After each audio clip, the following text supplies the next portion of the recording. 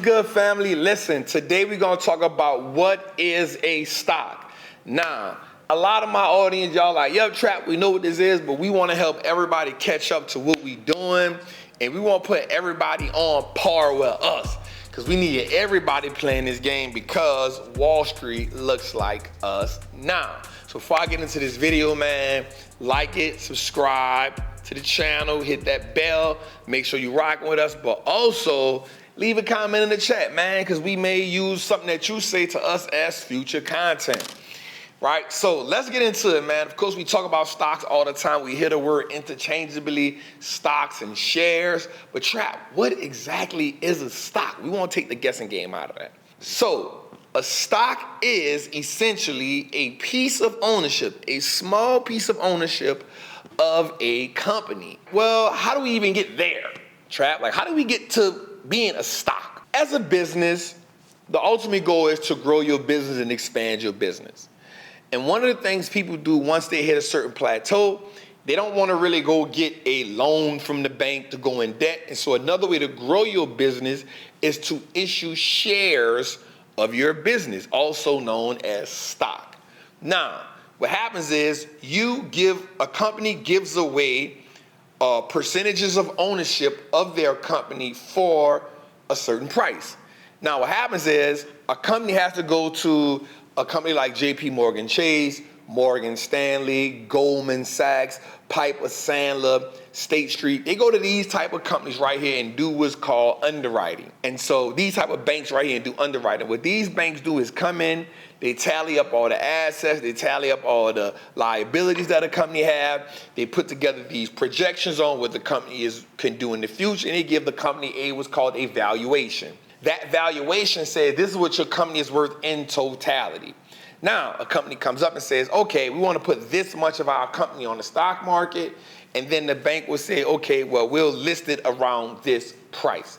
They'll take that, and first it'll go to private investors, right? That's the market that we not on. And then this is when the private investors, they put their money in, they have to go through what's called a lockout period where they got to hold the shares. And then the company says, yo, now we want to go public, which is on the stock market, which is being on one of the exchanges, either the S&P 500, the Russell 2000, the NASDAQ, the Dow Jones, there's other ones, but those are the big dogs. Once the bank give it a price, that stock now goes on the market, and when it goes on the market will say they'll buy, which causes the stock to go up, or the market may not agree with that price initially, and the stock will go down. Now, the company now has one obligation, and that obligation is to take the money that they got from the shareholders and the money they got from the beginning, to take that money to add value to the business. Now, when you buy shares of a company after it's already been out and all that, that has no impact on the business itself. Let's say that again. When you buying shares in the beginning, that has no implication on the company itself, meaning the company ain't moving because of that. The company adding value to itself is a byproduct of becoming more valuable and making investors say, I want to own more of this company, which is why every 3 months a company has to do what? Report earnings. A stock, in essence, is a small piece of ownership of a company that we get to buy.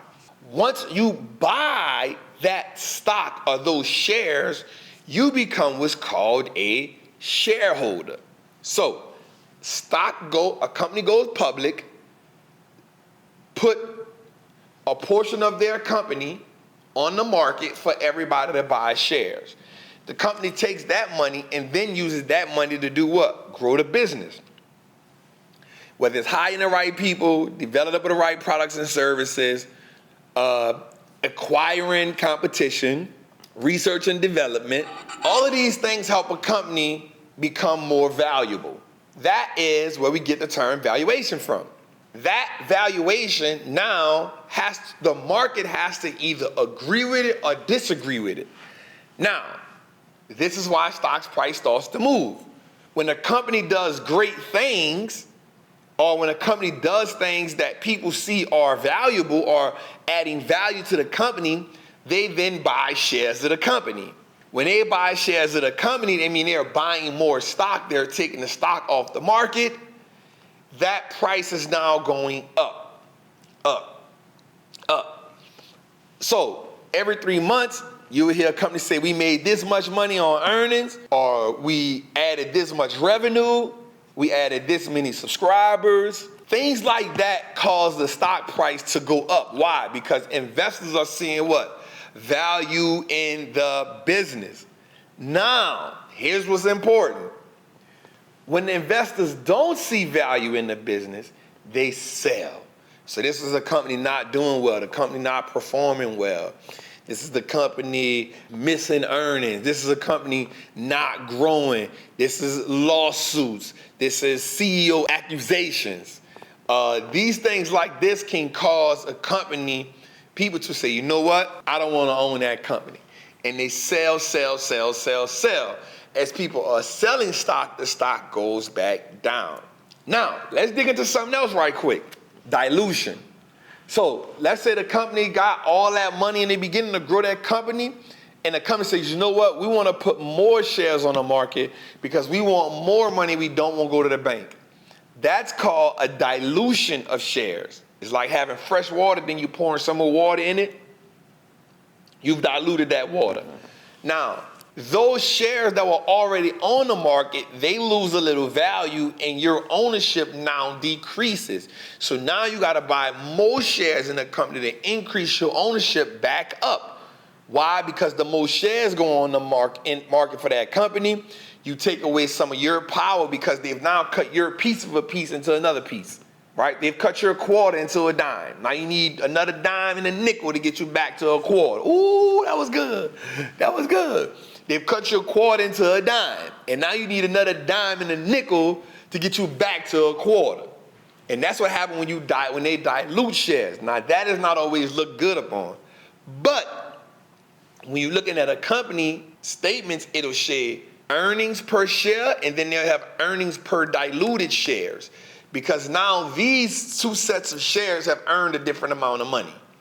But in totality, they're saying, I don't want to lose you. I don't want to lose you, but I had to bring that up. The next thing I want you to understand is as a shareholder, you get paid in two ways. You get paid in price increase and you get paid in dividends.